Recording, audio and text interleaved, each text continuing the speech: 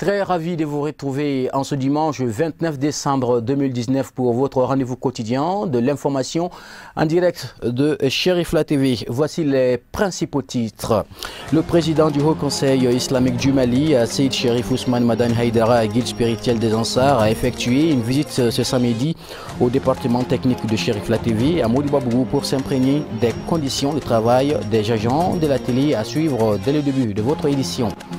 Autre titre de l'actualité, l'ONG Agir en partenariat avec le projet Sud Mali a initié ce samedi 28 décembre 2019 une remise des kits d'installation aux 519 jeunes filles et femmes formées à Bamako et dans la périphérie en métier de BTP à suivre dans ce journal.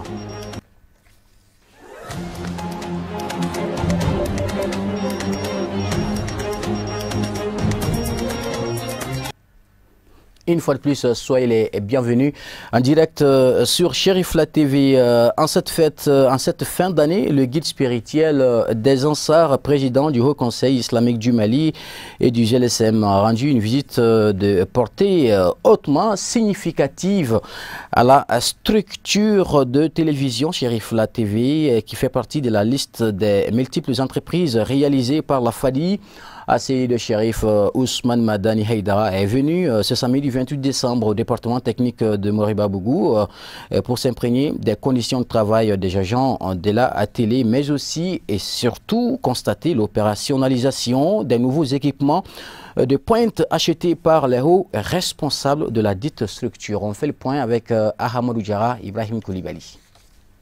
C'est une visite pas comme les autres, en raison du caractère innovant de Cherifla TV en cette période qui coïncide avec les fêtes de fin d'année. En cette heureuse occasion, la bâtisse abritant la direction technique de la télé a fait entièrement peau neuve pour réserver un accueil digne du rang de celui qui incarne aujourd'hui le respect, la loyauté, la dignité et la prospérité, tant dans le domaine religieux que dans la société malienne tout court.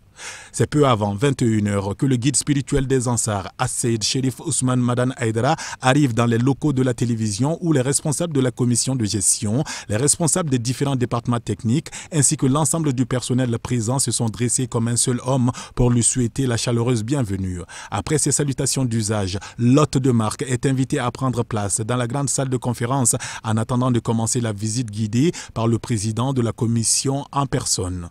Au rez-de-chaussée, le guide a pu jeter un œil admiratif sur la réception avant de faire un rapide tour du bureau des oulémans, le bureau des caméramans, ensuite le bureau des chefs section de la télé.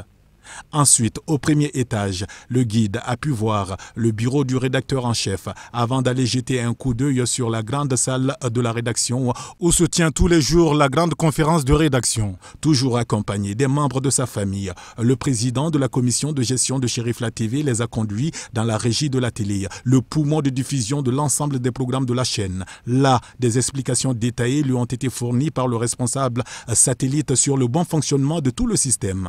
Et puis après, un détour par la salle de montage où l'attendait également le responsable de la post-production pour lui expliquer le mode de fonctionnement des montages. La dernière étape de cette visite technique s'est effectuée dans le studio de réalisation et de production de la télé. Le responsable de ce département a mis fièrement en avant les nouveaux appareils de dernière génération réceptionnés récemment pour lesquels justement une formation de remise à niveau a été indispensable. Il s'agit entre autres d'un centre de diffusion entièrement automatisé, un serveur de diffusion automatisé qui opère 24 heures sur 24, un serveur de stockage numérisé avec une capacité de plus de 250 Tera, un contrôle de plateforme de Cherifla TV. Dans cette nouvelle acquisition, l'on peut également noter une régie entière, studio avec un TriCaster NewTek TC1 accompagné d'une console audio numérique et de l'insert téléphonique qui va avec. Enfin, le guide est invité à s'installer dans le studio New Look doté de 3 caméras robotisées Sony Full HD avec les accessoires, tous les accessoires d'éclairage, à savoir la console DMX automatisée. Invité à prendre la parole sur le plateau de présentation des JT, le guide spirituel des Ansars, président du Haut Conseil islamique du Mali et du GLSM, a exprimé toute sa fierté et sa profonde gratitude à l'ensemble des personnels qui œuvrent nuit et jour pour le développement fulgurant de cette chaîne de télévision. Il a tenu à remercier aussi les membres de la commission de gestion, à fortiori son président pour son implication effective dans la chaîne de commandement de la structure. Le guide reste persuadé qu'au regard de tous ces outils de grande technologie technologie, Cherifla TV est sans nul doute en pôle position parmi la floraison de chaînes de télé privées pour résister à la concurrence afin de répondre aux aspirations les plus profondes des Maliens. Avant de finir, le guide a fait beaucoup de bénédictions pour que cette chaîne de télévision puisse rayonner davantage. Puis, il a présenté ses meilleurs vœux. L'ensemble de la communauté chrétienne qui s'est toujours mobilisée quand il s'agit de célébrer les fêtes religieuses au Mali. C'est donc avec un sentiment de joie et de satisfaction entière que le guide a de nouveau formulé des bénédictions avant de repartir sous de fortes acclamations des riverains.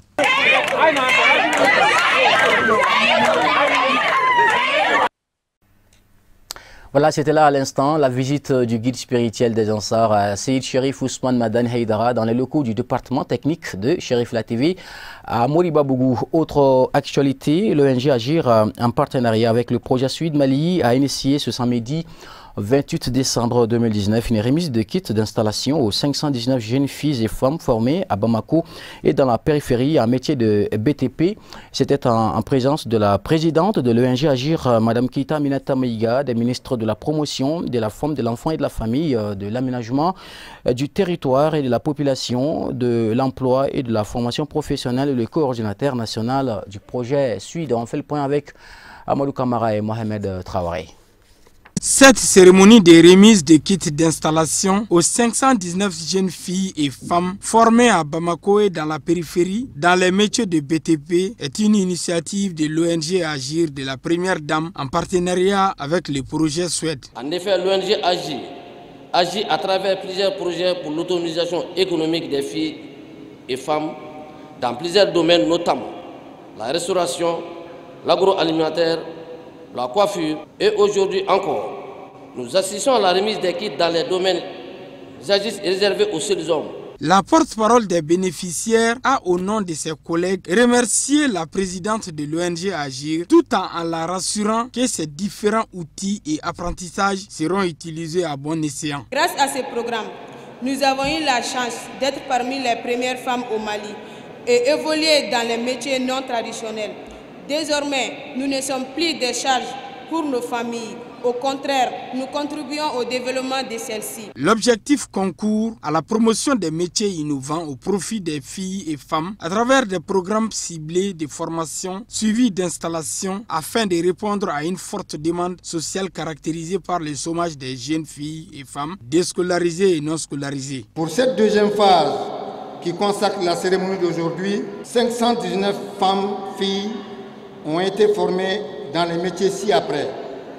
Électricité 153, plomberie 93, peinture aussi 93, froid climatisation 27, coiffure esthétique 120, coupe couture 33. Elles ont reçu chacune des kits d'installation et un fonds de roulement pour leur permettre de démarrer immédiatement leur micro-entreprise. La ministre de la promotion de la femme, de l'enfant et de la famille a saisi cette opportunité pour remercier les partenaires techniques et financiers de ce projet, dont la Banque mondiale et l'UNFPA, pour leur accompagnement dans la mise en œuvre de ce vaste chantier. En cette heureuse circonstance qui magnifie une fois de plus la jeune fille, permettez-moi à l'entame de mes propos de saluer Madame la Présidente de l'ONG Agir pour son engagement en faveur de l'autonomisation de la femme en général et de la jeune fille en particulier. Cette cérémonie de remise de kits entre dans le cadre de l'autonomisation économique des jeunes filles et femmes à Bamako et dans la périphérie, dont la mise en œuvre est assurée par l'ONG Agir en partenariat avec le projet Suède. C'est un sentiment de joie, de fierté, de voir toutes ces filles et ces jeunes femmes formées qui vont être autonomes économiquement, c'est très important. Donc c'est un pas vers le développement, un petit pas certes, mais s'il est continué, ce sera un grand pas et nous en avons besoin. En tout cas, c'est un sentiment de fierté, de joie, et je voudrais saisir aussi votre micro pour remercier tous les partenaires, tous les départements. Ces kits sont composés de matériel de plomberie, d'électricité bâtiment, de la coiffure esthétique, de la coupe-couture, froid et climatisation pour une enveloppe de plus de 400 millions de francs CFA. La cérémonie s'est achevée par la remise des kits aux bénéficiaires dans une ambiance festive animée par des jeunes artistes de la capitale et visite des matériels sur place.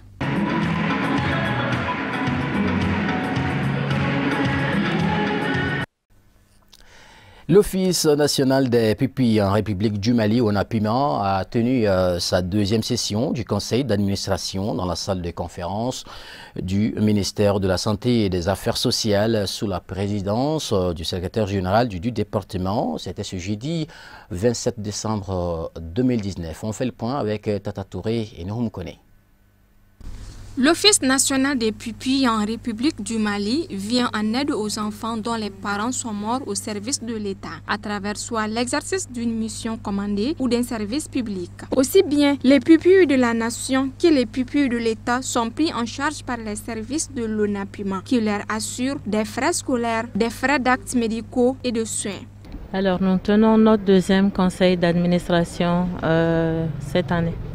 L'ordre du jour porte sur la validation de différents documents, notamment le PV de l'an dernier, de la session précédente, le plan d'action réalisé en 2019 et puis la programmation 2020. Et nous avons aussi des documents annexes qu'on va examiner, notamment le manuel de procédure et aussi le règlement intérieur. Donc c'est ça qui est soumis à l'ordre du jour et bien entendu les points de divers. Pour la directrice générale de l'ONAPIMA, malgré les difficultés, la plupart des activités programmées pour l'année 2019 ont été exécutées. Entre autres, la mise en place d'une base de données et l'élaboration d'un manuel de procédure administrative, comptable et financière, ainsi que l'octroi de subventions à hauteur de 180 millions de francs CFA aux pupilles. En un an, je pense que nous avons obtenu des résultats, beaucoup de résultats probants. Nous avons immatriculé au jour d'aujourd'hui 300 pupilles, dont 265 pupilles de la nation et 35 pupilles de l'État. Les pupilles de la nation, ce sont des enfants de fonctionnaires militaires, paramilitaires ou civils qui ont donné leur vie pour la nation en service commandé ou en mission de l'État. Aussi des enfants d'orphelins lors de catastrophes naturelles déclarées par l'État ou même quand la responsabilité de l'État est engagée. Et ceux de l'État, ce sont avec l'équité et une justice sociale. L'État ne peut pas ne pas être responsable de ces enfants qui sont abandonnés, sans parents et sans substitut parental.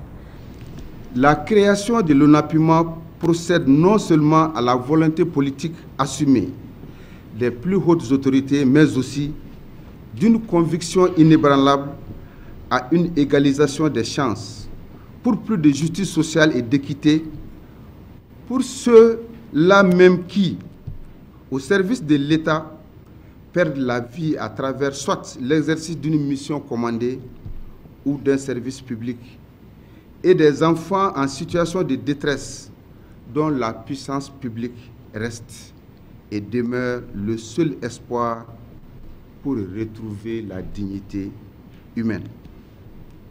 Rappelons qu'une maison a été offerte aux pupilles le 23 décembre dernier par le chef de l'État, El Hadj Ibrahim Boubacar Keïta. Après l'effort, c'est les réconforts, dit-on. C'est dans cette optique que les responsables de Cityphone, une société de vente de téléphones portables qui représente la marque Samsung au Mali, ont organisé une soirée de reconnaissance à l'endroit de leurs partenaires au cours de laquelle plusieurs cadeaux ont été offerts. C'était le vendredi 27 décembre 2019 à l'espace gourmand Amdalaya Seydemil en commune 4 du district de Bamako en présence de plusieurs clients. On fait le point avec Mamadou Ben Cherif Soumano et Abdoulaye Sougoudou. Après une année de réussite en vente de téléphonie mobile de la marque Samsung, Cityphone a décidé de finir 2019 en beauté en récompensant les clients à travers cette soirée gala, au dire du responsable commercial. La cérémonie de ce soir est organisée par Cityphone Sarl. Cityphone Sarl qui est le distributeur agréé des téléphones Samsung au Mali. Ça veut dire qu'à la date d'aujourd'hui, nous sommes le seul distributeur agréé de téléphones Samsung au Mali. Et la cérémonie, c'est une cérémonie de reconnaissance. Chez nous, on a l'habitude de dire que lorsque vous dites aux gens de bien travailler et qu'ils travaillent bien, au moins il faut trouver un moyen pour leur dire merci. Et c'est à cette occasion que nous nous sommes retrouvés ce soir dans l'optique de remercier l'ensemble des partenaires. Ils sont au moins 100 au Mali et en dehors du Mali au Burkina. Donc ils sont au moins 100 qui travaillent avec nous de façon permanente, qui commandent les produits chez nous et qui les revendent.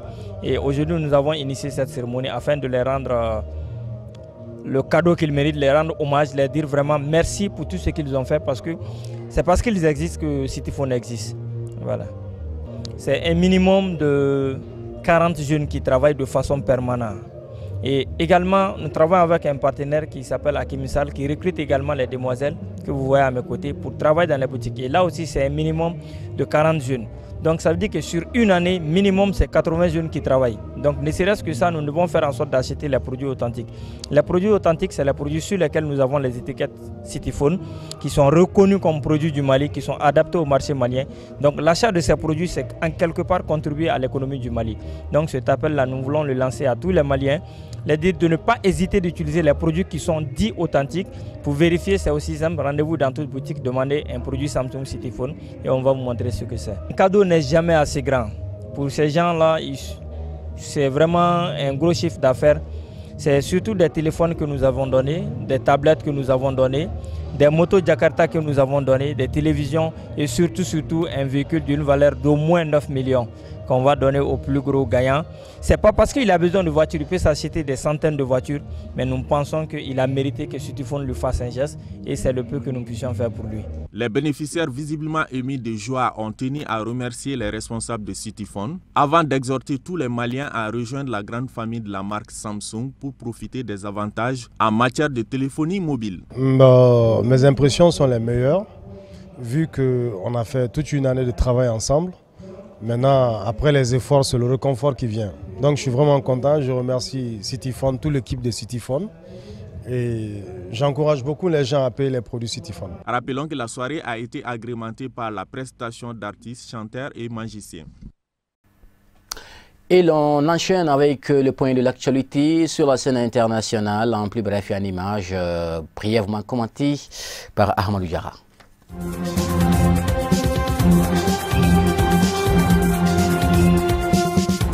En Guinée-Bissau, les électeurs étaient appelés aux urnes ce dimanche 29 décembre pour élire leur nouveau président. Abonné aux crises politiques depuis son indépendance en 1973, la Guinée-Bissau choisit donc son nouveau président au deuxième tour du scrutin. Quelques 760 000 électeurs sont appelés aux urnes pour départager deux candidats, Domingos Simões Pereira du PAIGC, parti historique arrivé en tête du premier tour, loin devant Oumari Sissoko Embalo du parti Madem G-15 arrivé en deuxième position.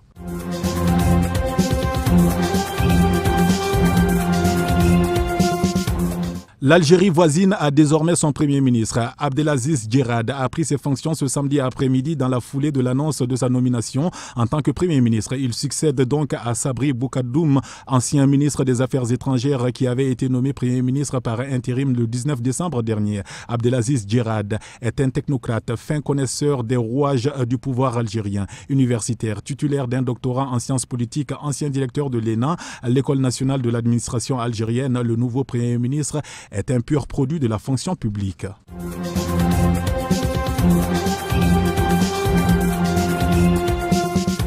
Plusieurs centaines de Marocains ont manifesté ce samedi à Rabat dénonçant l'arrestation du journaliste et militant Omar Radi placé en détention la veille pour avoir critiqué une décision de justice sur Twitter. Nous ne lâcherons pas, justice aux ordres. Cet État est corrompu, scandaient les manifestants devant le Parlement dans la capitale. Dans ce tweet, le journaliste âgé de 33 ans avait fustigé le verdict des magistrats contre des membres du Hirak, un mouvement de contestation qui a agité le nord du Maroc en 2016 et 2017, condamné à des peines allant jusqu'à 20 ans de prison.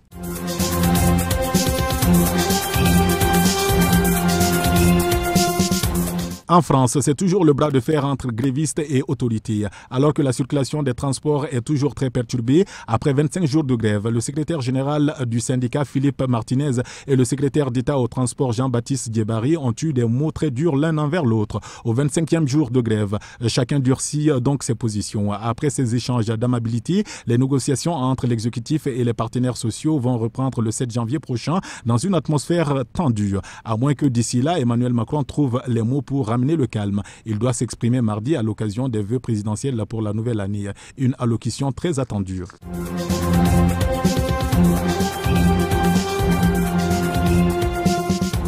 En Irak, des centaines de manifestants bloquent l'accès à un champ de pétrole. Réclamant des emplois, des centaines d'Irakiens ont bloqué dimanche pour la deuxième journée consécutive le champ de pétrole de Nasiriyah dans le sud du pays, où plusieurs villes restent paralysées par un mouvement de contestation déclenché il y a 3 mois. Il s'agit de la première interruption du flux d'or noir en Irak, deuxième producteur de l'OPEP. Des centaines de manifestants ont bloqué dimanche 29 décembre l'accès au champ de pétrole donc de Nasiriyah à 300 km au sud de Bagdad qui produit à 82 000 barils par jour.